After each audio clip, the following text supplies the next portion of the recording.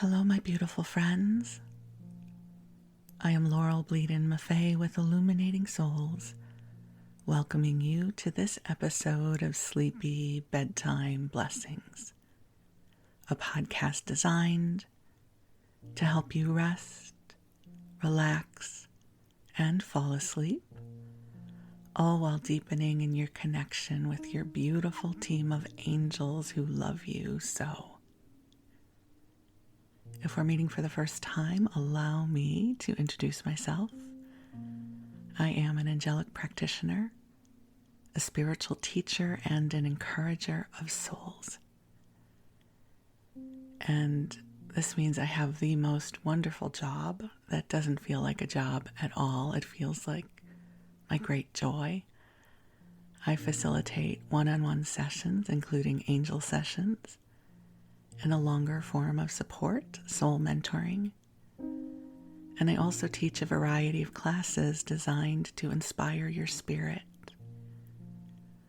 All of my sessions take place over the phone, and all of my classes take place over Zoom. For the most part, my classes are small in size, and so we really have an opportunity to get to know each other. And usually I have a new class starting every 6 weeks or so.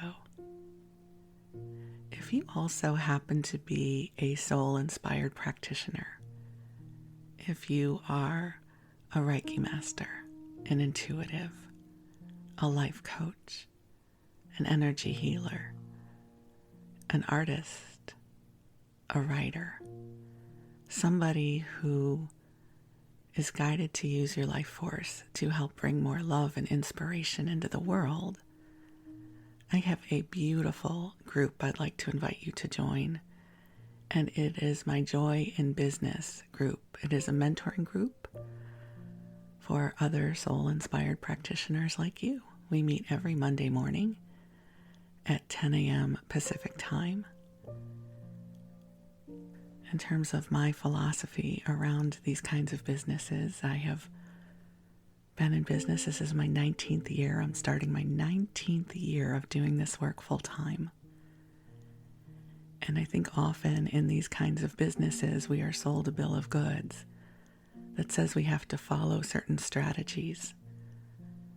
And perhaps you have invested a lot of money in studying about business and sales funnels and copywriting. And just so you know, that's not my style. I love co-creating. And so I listen, I attune to the soul of my business, and it guides me. And this is the philosophy I hold for and teach in my class. So if that ever sounds like that might be up your alley, let me know. Even if you don't know what your business is yet, but you're feeling guided to create something, it would be my blessing to support you. So you can learn more at my website, illuminatingSouls.com, where you can also sign up for my mailing list. But for now, the angels and I are here to help you come into a sweet, soothing space where you can replenish, connect with the divine love that is here for you, and drift off to sleep if that is your intention. I say it that way because I know some of you listen during your waking hours, and if this is how you use the podcast, it is a pleasure to keep you company. And if you are getting ready to go to sleep, I invite you to get cozy in whatever way works best for you. This podcast is an unlikely mashup of two of my favorite forms of self-care, which is angels, yay, Team Angels, and listening to a sleep podcast before I go to bed every night. So the way I use sleep podcasts is, first I crawl into bed. I love crawling into bed. It is one of my favorite times of day, and this is coming from somebody who really loves her life. I love my life. But there is just something delicious about bedtime, knowing that I have lived another day of my life, and I now get to declare it complete. And so usually I go to bed before my husband does. He likes to stay up a little later, which is not hard to do because these days I'm in bed by 7 or 8 o'clock. And I think most adults prefer to go to bed a little later than that. And so I crawl under the covers because it's a bit chilly here, and we love sleeping cold, so that's great. And then I pick something to listen to. There are quite a number of sleep podcasts that I listen to, including this one. And right now I'm having a love affair with the Calm app, CALM. I found out that through our insurance company, we get to have a free subscription to Calm, which is awesome. And they have beautiful sleep stories there as well. But thank you for spending time with me here now. And my hope is between the beautiful angelic energy and the ramblings from yours truly, we can create a beautiful space for you to replenish and rest. Each episode runs about an hour, and that is because that is my preference as a listener. I love to have plenty of time to drift off. So usually the first 15 to 20 minutes is these kinds of rambles where I share a little bit and we call in the angels. And then we move into story time. And there's a special story time I'm going to be sharing with you in this episode. I haven't told this story in a long time, and I'm looking forward to sharing it with you. As I record this, there are so many changes taking place in the world, in our lives. And I think it's a really important time to up-level our self-care. And just so you know, this doesn't mean I'm going to tell you you need to meditate more and have green smoothies. I mean whatever helps your mental health right now and your emotional health and helps keep your body as balanced as you can keep it. I'm finding that I need to engage in things that give me a different focal point. As those of you who listen know, I crochet. I love to crochet. I have way more yarn than I will be able to use this year. I love having my own little stash here. And I've been crocheting since I was 8 years old. Also, at some point, my mother taught me to knit, but I would say I'm a rudimentary knitter. I know how to just do the knit, and I hadn't really ever learned to purl or add stitches or reduce stitches, or so I could pretty much just do a panel, and I haven't knitted in forever. But somehow, between Instagram and TikTok, I somehow found my way to knitting. And so there's a reason I'm sharing all of this with you. It is one of the things I am doing right now to shift focus. Since knitting is not already a well-worn path in terms of my muscle memory and my consciousness, I have to really, really focus to knit. All right, I just had to stop recording for a second because I just heard my husband come home and I don't remember where I was. I know I was talking about knitting. So it keeps me in this weird place of hyper-focus. And I think right now my consciousness needs that. I have been doing the knit stitch. I've been doing the purl stitch. I've been learning the difference between English style of knitting and continental. Turns out I had learned English all those years ago. It's okay if you don't know what I'm talking about, because it doesn't really matter. I'm just saying it's like if there is something you've been wanting to learn, if you wanted to start making beaded jewelry or painting or quilting, or it doesn't even have to be craft oriented, learning to make a certain kind of soup. This is a really good time to do that because I think many of us need an outlet where we can shift focus. Midjourney has been that for me for a long time. That is the AI art creation program that I use. But I've gotten really good at Midjourney now, so it's not necessarily the same kind of outlet it was for me in the beginning when I was trying to figure things out. There's something about figuring out a new skill that can be easily won that is, for me, a joy.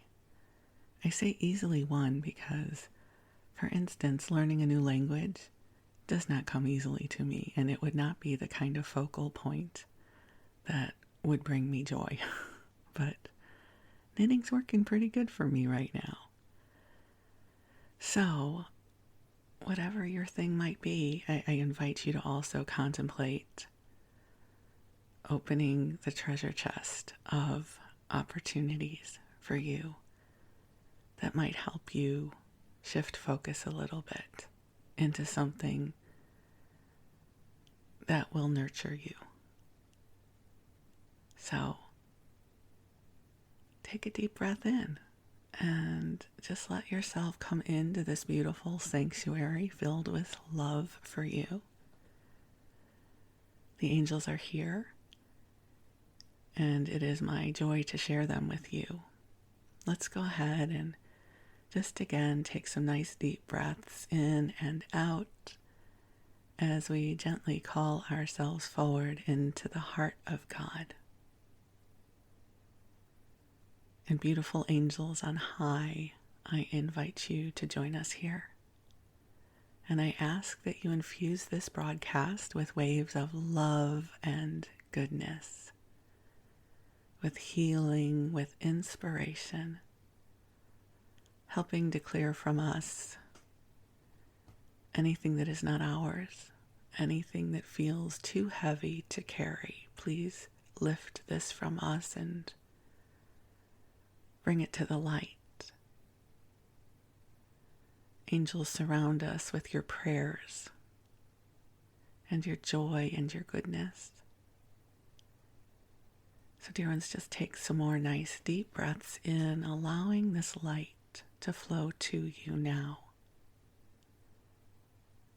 I find it very helpful to envision the space I'm in filling with a soft pink light. So I invite you to do that now. Just imagine the angels are bringing to you a beautiful soft pink light or a beautiful violet light. Whatever color to you feels soothing. And just breathe, allowing this light to flow to every cell in your body, every thought in your mind, and every emotion in your heart.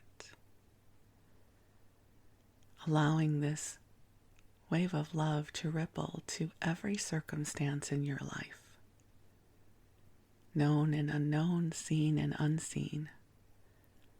Allowing this light to ripple to all that you love, everyone, everything across the timeline of your life.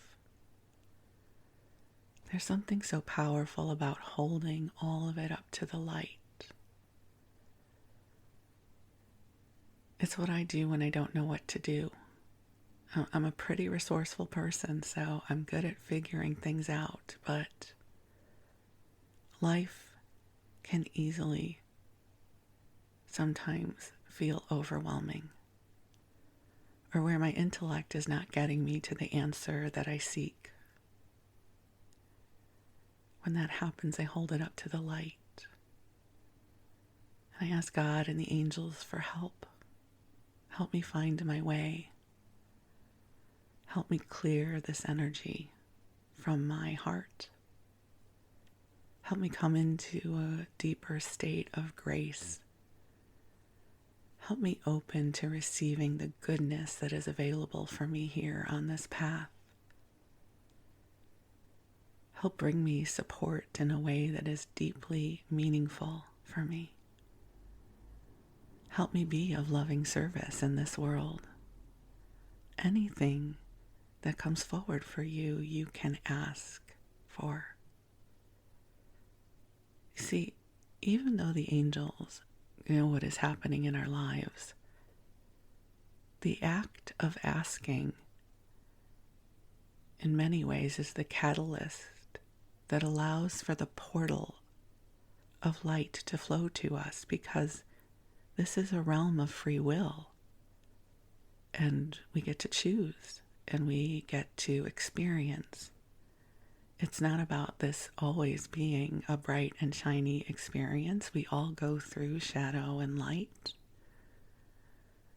But when we ask for help, it creates a portal within ourselves and also in the greater universe, I guess I would call it, where we make space to receive. And you can ask for help with anything. Nothing is too small. You're not taking the angels away from something more important. And so if there's anything on your heart that you would like support with, just ask the angels. And it's not like having a genie in the bottle where all your wishes will come true. But if I could describe it to you, it creates an opportunity for molecules of life to rearrange in ways that can be more supportive.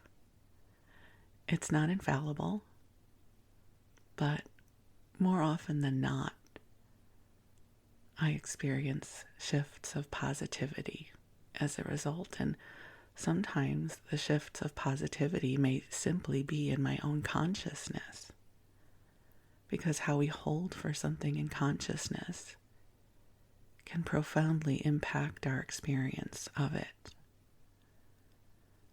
So it's really helpful to ask the angels, help me gain more altitude here. Help heal my heart or how I'm holding this in consciousness so that I feel more grace. So your angels are here for you, and they're taking really good care of you. And this connection belongs to you. The angels have been with you since before you were born. They know you and love you,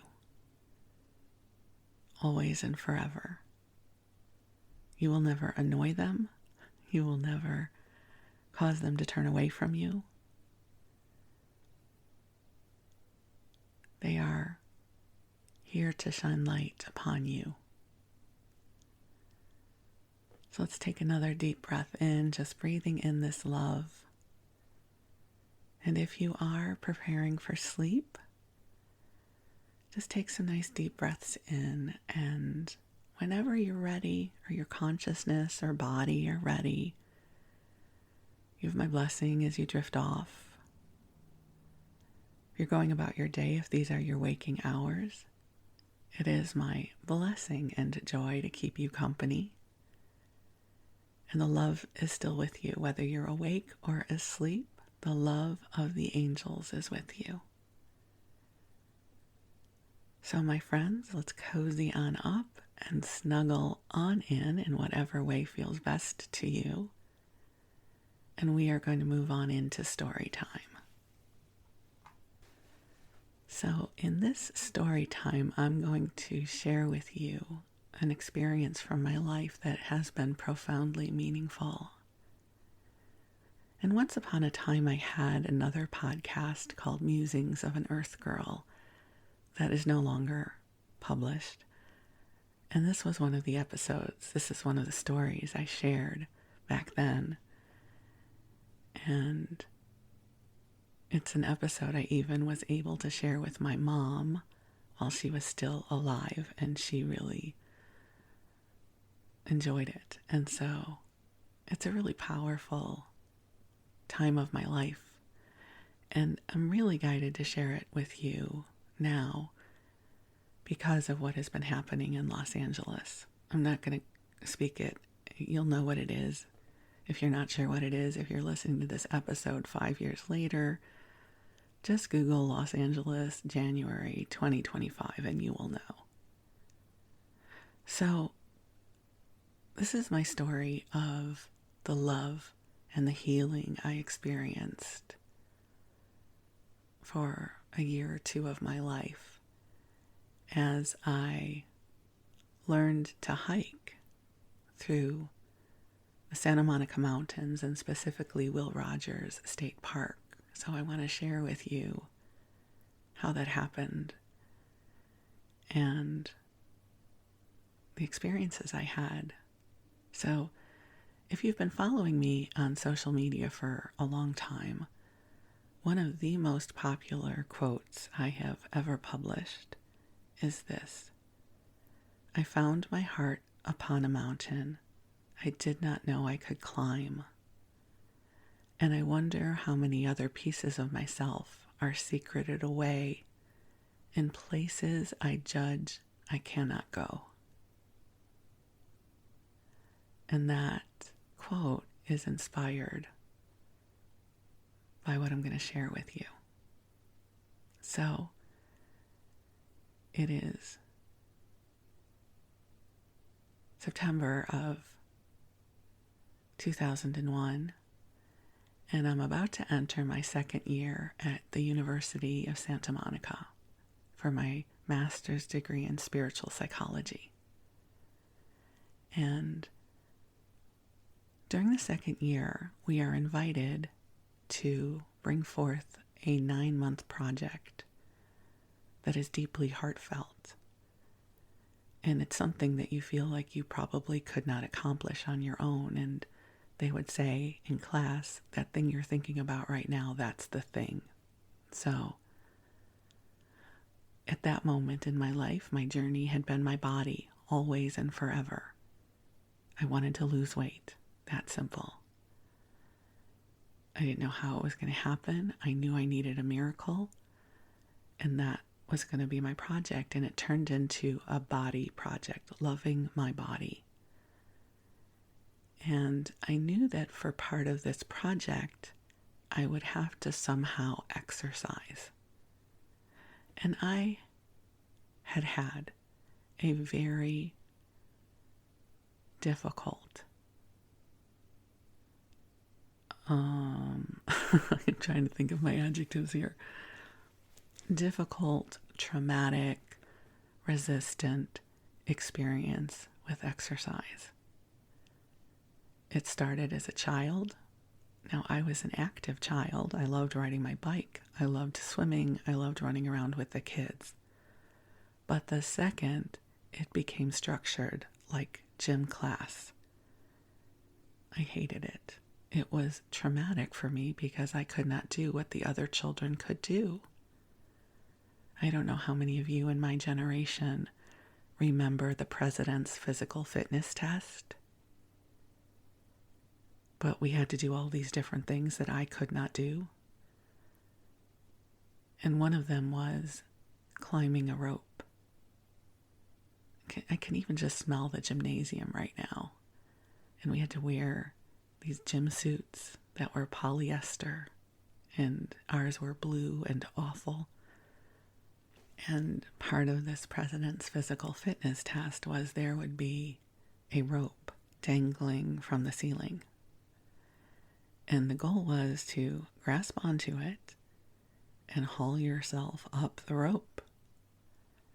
Now, I don't know if any of you have ever climbed a rope before, but there is nothing easy about it, especially for me, a chubby little girl with no upper arm strength. And so we all had to go one at a time. And sure enough, there was always some nimble kid who could shimmy up the rope. And it would inevitably come to me. And it would be like, okay, Laurel. And I just wanted to say, who are we kidding? It is not going to happen. Have you met me? Have you seen my body? But they would make me try. And of course, all the kids would laugh because, so I had just a whole Rolodex of those kinds of experiences that made me loathe and fear anything that was considered exercise. Now, during the 80s, during the whole Jane Fonda, step aerobic, it's not that I didn't try. I certainly had experiences where I would go to the gym, all of those January commitments, step aerobics that I could hardly do.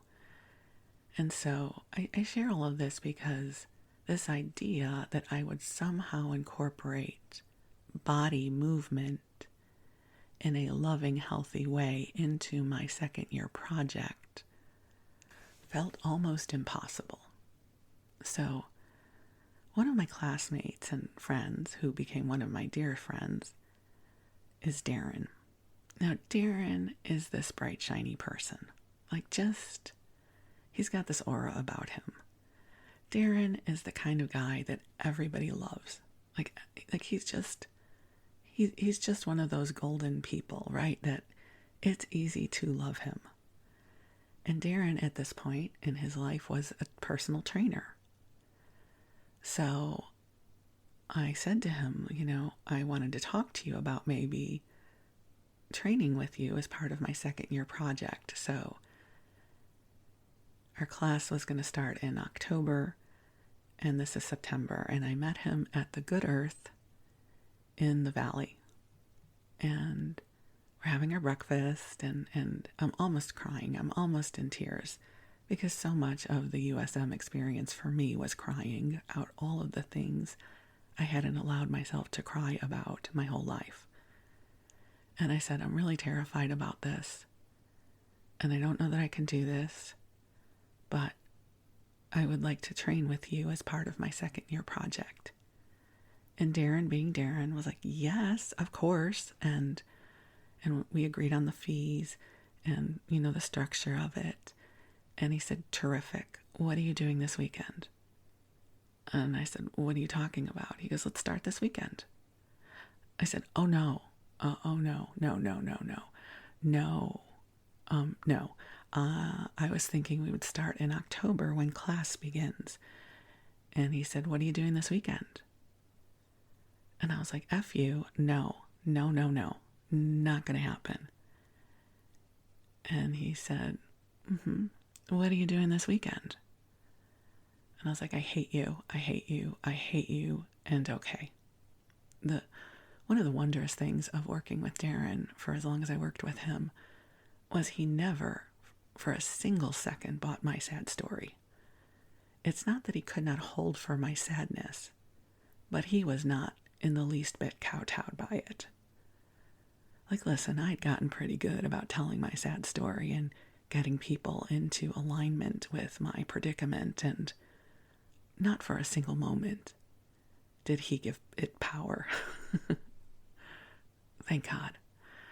So I meet him at the gym in the next day or two, and it was such a raw experience for me because I was in the middle of this deep, years-long process of healing beliefs, fears, pain, judgment. So everything was at the surface. And as we started to work out, I found myself just crying. And I said, so many of the things I said felt like they were coming out of nowhere, but they were deep, deep, deep beliefs. I said, I feel like I'm going to die. Like I'm not being dramatic here. I feel like I'm going to die if I do this. And he just was very kind. He said, it's okay. You're going to be okay. So that was our first time working out together. And I shared that little tidbit with you so that you know that he was someone who could hold a deep, sacred space for what I was experiencing. So at some point in our training together, he invites me to meet him at a trailhead in the valley. And he says, we'll go hiking. Now I'm thinking flat ground hiking, right? I come from the Midwest. There are no hills. I know there are hills in Los Angeles, but I'm just saying, I thought hiking would be like walking through a forest or something, right? I could do that. And we get to this trailhead, and it appears to me that it's a straight vertical shot up. Now it's really not, but that's how it felt to me. it was this steep incline of a hike. And everybody else is hiking up, right? Kids, dogs, old people, like everybody else is whizzing past us, and I'm frozen in fear. And I said, I can't do that. No, I'm afraid I'm going to die. Like, I kept that phrase kept coming up for me. Like, it was so deep. And he said this, and this is one of the most profound pieces of wisdom I have ever received. I gift it to you now. It's this. Here's how we're going to get up this trail. You're going to take a step, and if you need to, you're going to rest. And then you're going to take another step, and if you need to, you rest. That's how we climb up this trail. You'll take as many steps as you can, and when you need to rest, we're going to rest. But I'm getting you up there. And I trusted him, and I loved him, and I knew that he loved me. And so I said, okay. And so that's how we did it. And I probably cried the whole time. I don't even remember, but layers of pain and beliefs and trauma were being shed as I made my way up that trail. And I reached the flat ground. Like, there's a reward when you walk up these hills in Santa Monica that at some point it levels out, and we reached the leveled out place. And it was a huge celebration, and he celebrated me, and I celebrated with him, and I had accomplished something I did not know I could accomplish. So that was the first chapter. And here's what comes next. So I had heard wonderful things about Will Rogers State Park and the trail there. And to be honest, I can't remember if I'd ever gone there with Darren. I don't think I had at that point yet. But I knew that I wanted to go there. And so it was Christmas Eve day. The reason I remember that is, well, I'll tell you into the story, but it was Christmas Eve day, so just bear that in mind. And I don't really know where I'm going. I'm kind of following people who appear to be walking up this trail. Now, I'm calling it a mountain. Other people might call it a hill. Next pearl of wisdom. My hill may be your mountain, and your mountain may be my hill. Hills and mountains are relative to our abilities and our beliefs. This was my mountain. Other people, it was a hill. So I was following people in the direction I thought I had to go. And I was wearing like a zippered up sweat jacket. And I had my keys in my pocket. I think you know where this is going, right? And I hiked further than I thought I could. Now, it wasn't that far, I would come to know later. It was about a 2-mile loop all the way around, and maybe I'd gone half a mile, but it was more than I'd ever gone before, and it took everything out of me to do that. But I felt so victorious. And the trail at Will Rogers State Park is glorious. Like, there's a part where you walk around a bend and you see the ocean. Like, it's beautiful. And so I walk further than I think I can walk. And then I have to head back down. So I walk back down feeling like I just completed a triathlon. So victorious and exhausted. But I did it.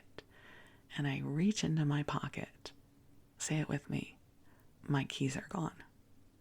My keys are gone. And it's Christmas Eve day, and I live alone. So it's not like I have a roommate or a husband who can bring me my spare keys. the people I normally would have called were not in town. And I look back up at this trail thinking, oh my God, I have to go up there again and look for my keys. I didn't think I could do it one time, but apparently Spirit thinks I can do it twice. Oh crap. And so I started up the same trail I had just ascended and descended for the second time, looking for my keys. Oh, that my keys were on a giant fluorescent key ring, but they weren't, of course. And as I'm going back up the trail, a few people were coming down in the other direction, and I would ask them, have you seen keys? Or if you see keys, they're mine. And I saw this one couple with an adorable, cute, white, like cockapoo dog. And of course I said to them, have you seen any keys? And they said no. And I said, if you happen to find some, my name is Laurel, and would you leave them at the ranger shed where you pull in to park? So I go all the way back to where I had gone the first time, and alas, no keys. So I have to turn back around and come back down and look some more. No keys. And so I'm going through, who do you even call? Do you call AAA? And I didn't have my phone, and I guess I would go to the ranger station. Hopefully they would be there, and somebody would have to come and rescue me. This is before Uber. And so now I'm exhausted because I've done this twice, and I'm stressed out because I have no keys. And I go walking up to the parking shack where the ranger is, and I said, by any chance, did anyone turn in keys? And he goes, you're Laurel. I said, oh my God, I am Laurel. You have my keys, don't you? He goes, yes. This couple with a dog turned them in. And I just started crying. I was like, oh my God, I'm so glad I'm Laurel, and I'm so glad you have my keys. So, thank God, my keys were found by the cute couple with their dog, and I was able to drive myself home. And what I find so amazing about that story is during the first round, I hiked further than I thought I could. And then when I got back to the car and didn't have my keys, I was like, oh my God, I need to do this again. I don't think I can. But apparently God and the angels were like, girlfriend, you got more in your tank than you think you do. Go back up that mountain. And then that my keys were found was just a miracle. So that is chapter 2 of my story. And there's so much more. So at some point, Darren meets me at the trailhead in Will Rogers State Park. Not on Christmas Eve day, but maybe a few weeks later. I don't quite remember. And we walked it together. And you know, he was pushing me further than I thought I could go. And that was the thing that I was learning from Darren, that I had more in me than I thought I did. And if I exerted myself, no harm would come to me. So I could do more than I thought I could. And I had absolutely fallen in love with this trail. And along the trail was so much different foliage, and one of the bushes, Darren told me it's called cowboy sage. Whether it's called that or not, I don't know, but I call it cowboy sage because that's what Darren told me it is. And if you picked a little bit and crushed the needles between your fingers, you could smell it the whole way up the trail. So every time I would go to the trail, I would find some cowboy sage, and I would ask it if I could pick some. And it would always say yes, and not too much, please. And so I would pick a little stem and scent it all the way up the trail. And so the pockets of my zippered sweat jacket were getting filled with these needles, but it smelled wonderful. And then one time I was there on my own, and I saw people walking up this rather steep ascent trail to get up to the bigger trail. So I had been going around this longer loop to get to the bigger trail, but I saw all of these people were walking up this very steep ascent to get to the same place. So it would almost be like walking up 6 flights of stairs, perhaps. And I thought, I wonder if I could do that. And so I tried. And I did. Now, every time I made that ascent, I would get to the bigger trail, and I would be huffing and puffing. I would be bright red. Some people work out and they're very attractive. I'm not. I'm not saying I'm not an attractive person, but I am really not an attractive person when I'm exerting myself, because I turn so many shades of red and my hair's frizzing out and I'm breathing like so hard, like huffing and puffing, and other people are just like breezing past me and I'm almost like bent over with my hands on my knees catching my breath. But it didn't matter because I made it. So you get to the bigger part of the trail, and the way the trail works is you'd walk around kind of a curve, maybe a quarter mile, and then it would curve around and you would be looking out right at the Pacific Ocean. It was magnificent. And so I'm going to describe the trail to you. So I would always have to stop and pause because it was so beautiful. And then you'd keep walking. Now, the more I walked this trail, because I wound up becoming someone who would wake up at like 4:30 or 5 in the morning, drive to Will Rogers State Park, which is a pretty good ways away from my apartment, go for a hike where I would hike the whole loop, which was 2 miles, and then come home and shower and then go to work in Hollywood. That I was able to do this.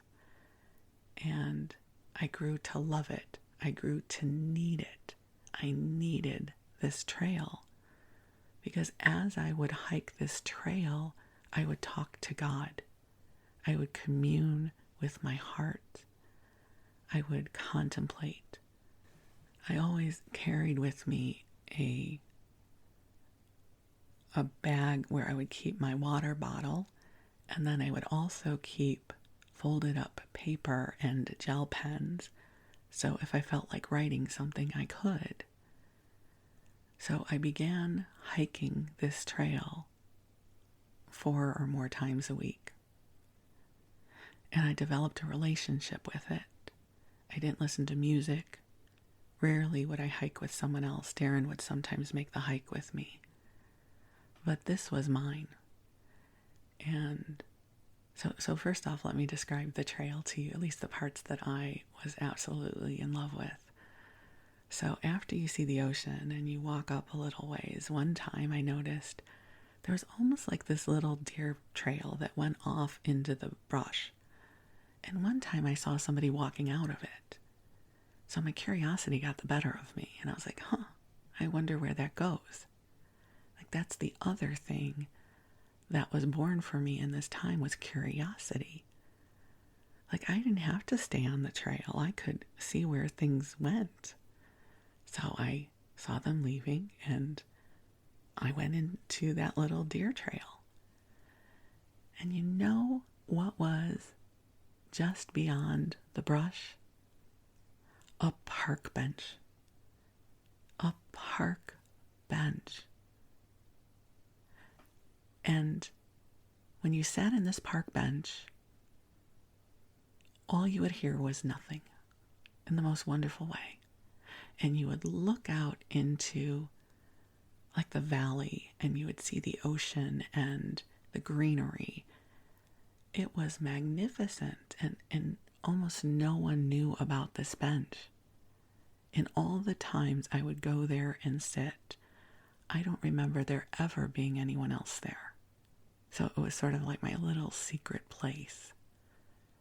So there was the secret bench. That was wonderful. And then I would keep walking, and at some point the trail would get a little steeper.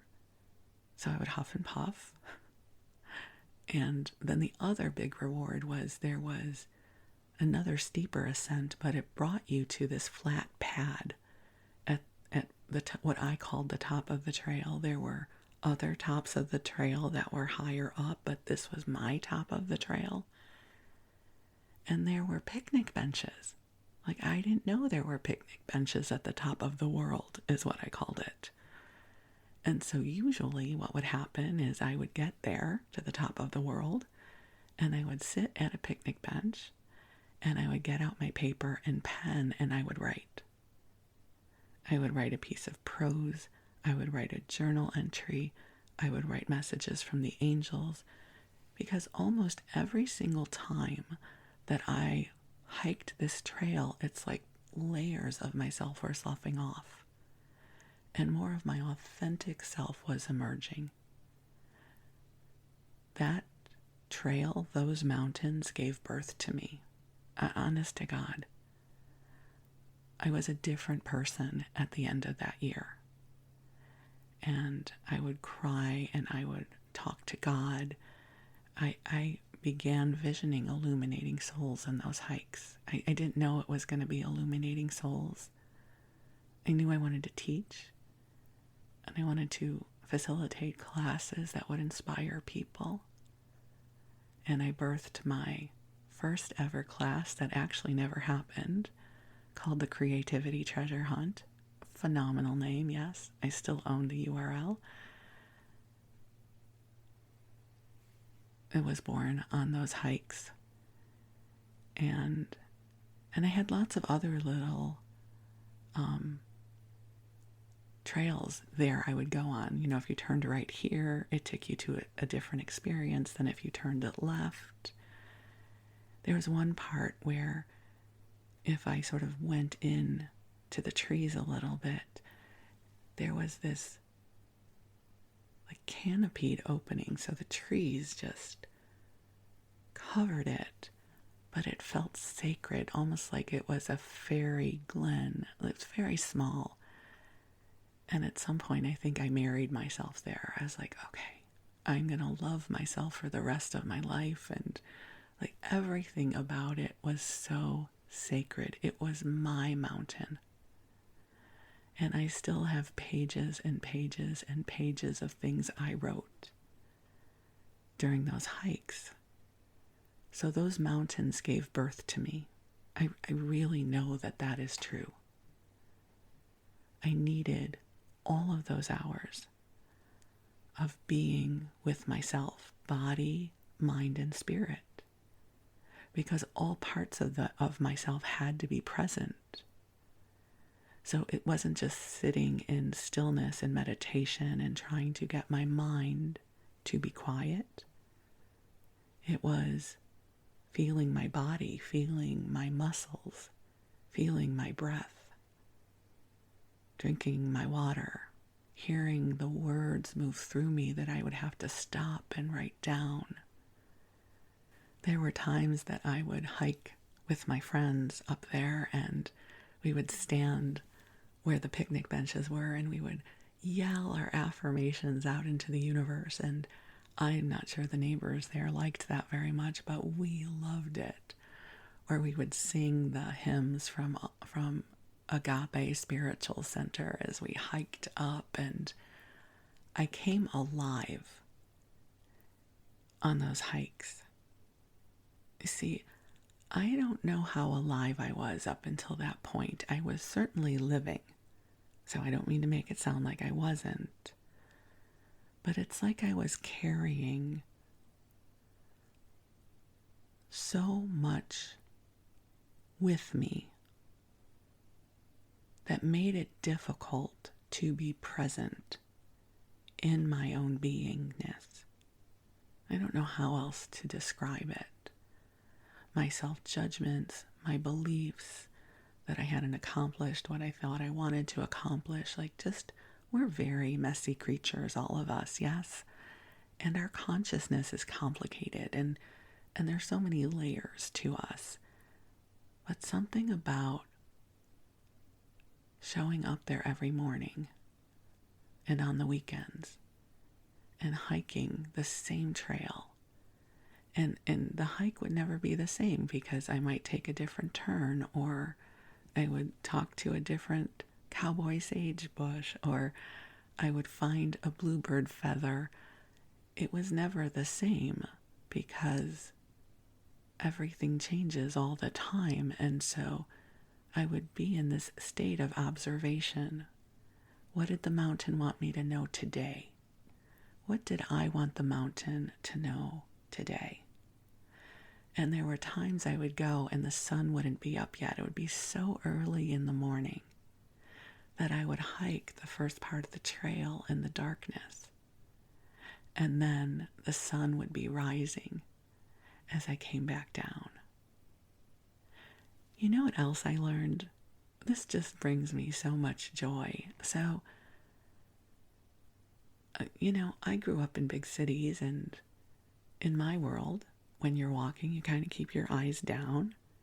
You don't meet somebody else's gaze. And I mean, that was just, you kind of mind your own business, blinders on, and go about your business. And the most wonderful thing happened as we were hiking, and I would be hiking specifically with Darren, who I've already told you is a bright, shiny person, that as we were hiking and somebody would be walking towards us, Darren would look at them and smile and go, "Good morning." And the most remarkable thing happened. They would go, "Good morning." And I thought, oh, we're allowed to smile and say good morning to each other. It's such a weird thing to have an epiphany over, but that was one of my epiphanies. Because Darren, when he would say good morning and smile, he meant it with his whole self. And that's the way people responded. People didn't respond like, "Good morning." They were like, "Good morning." It was such an enormous lesson for me. And so from then on, that was the culture. I would pass someone, I'd be like, "Good morning, hello, have a good hike." It was like this little club where we were kind to each other and we acknowledged each other. Another super cool thing that happened is I was hiking one time, and it was Rosh Hashanah, and somebody was blowing the shofar, which is the ram's horn, on the trail. So that was a holy moment of amazement. So all of these amazing things happened on the trail. I learned so much about myself, and I shed the old layers that I did not want to embody anymore. And Will Rogers State Park and the mountain gave birth to the expression of me that you now know. Honest to God, that did. And I'm here today doing the work that I do because of all of those rotations around that trail, and Darren showing me that I would not die. And, every time we hiked, because he often would take the hike with me as part of our training sessions, we would share so much. And so that was the other thing, was I learned that I wasn't too much, that I could share from my heart and it would not intimidate another. We all hold really weird beliefs. Well, I do, for sure. And one of mine was I'm too much. That if I ever let somebody see and feel everything that I am, it would be too much. Because I think all of us learn how to share parts of ourselves, right? But what happens when we are trying to become a whole person and we're not going to tuck away parts of ourselves anymore? So one of the things I learned from Darren is that I wasn't too much, and I was more than I thought I was, and I could do more than I thought I could. Because all of this was happening while I was in the second year at USM. So my project, Learning to Love My Body, wound up being about learning to hike the trail and everything that happened as a result. And I think that's one of the miracles of what I experienced at the University of Santa Monica is I went in thinking I was there for one thing. In spirit, God, the angel said, "Oh, honey, you're here for something else, but it's going to take a little while for us to move into that conversation." And so I found my heart upon a mountain I did not know I could climb. And I wonder how many other pieces of myself are secreted away in places I judge I cannot go. So take a breath with me. It's one of the things I love so much about the work that I get to do now. We all have mountains. It doesn't have to be a geological formation. Your mountain might be speaking in front of people. Your mountain might be writing your book. We all have mountains that frighten us, but they're also mountains that invite us forward. And one of the things I love to do is helping people navigate their own mountains, tiny baby steps at a time. We don't have to do it in one leap. Life is iterative. It can take time to allow ourselves to birth a new expression of ourselves. So I've learned to be patient, but I've also learned we have to show up. It didn't matter to Darren if I showed up crabby, in resistance, crying, screaming. It's like, you can bitch the whole time, but we're doing it. It was so refreshing to be with somebody who is not intimidated by that expression of me. I'm a pretty stubborn girl. I'm a Taurus. And I'm a force to be reckoned with. I can absolutely be an immovable object. And he got me moving, which I don't even know how he had the ability to do that. And so it also helped open me up to be ready for when Wes showed up. Wes also knows how to get me moving. And the strategy is you wait in the tall grass until I'm ready to move. And then you kind of put a hand on my butt and push. But at some point it will be my idea. At some point I will say, okay, all right, I'll try. And that little window is all that is needed to get me into a place where I will try that which is uncomfortable or scary for me.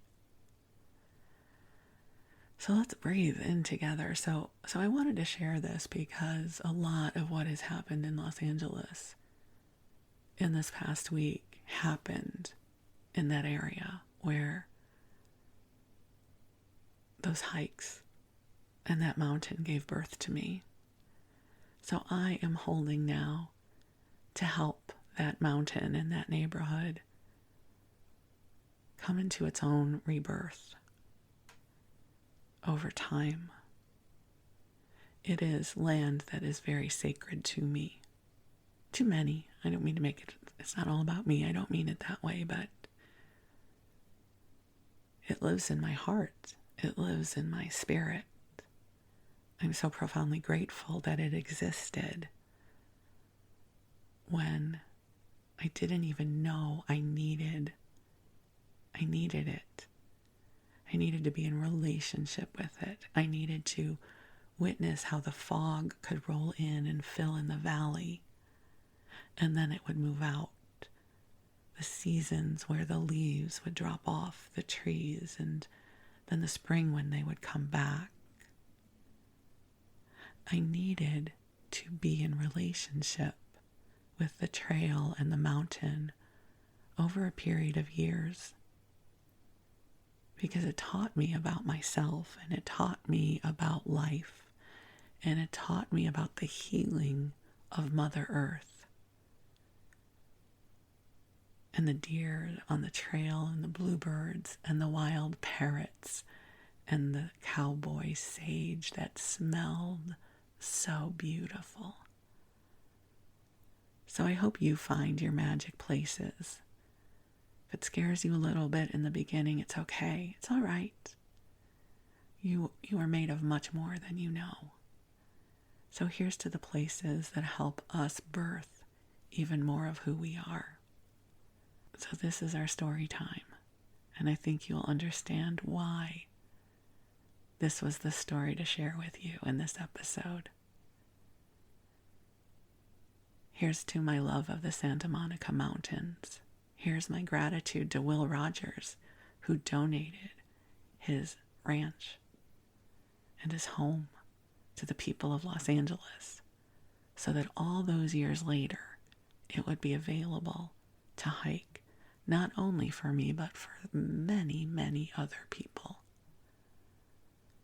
So thank you for the beautiful places that now live in my heart, and that I can offer up in service to regeneration and rebirth.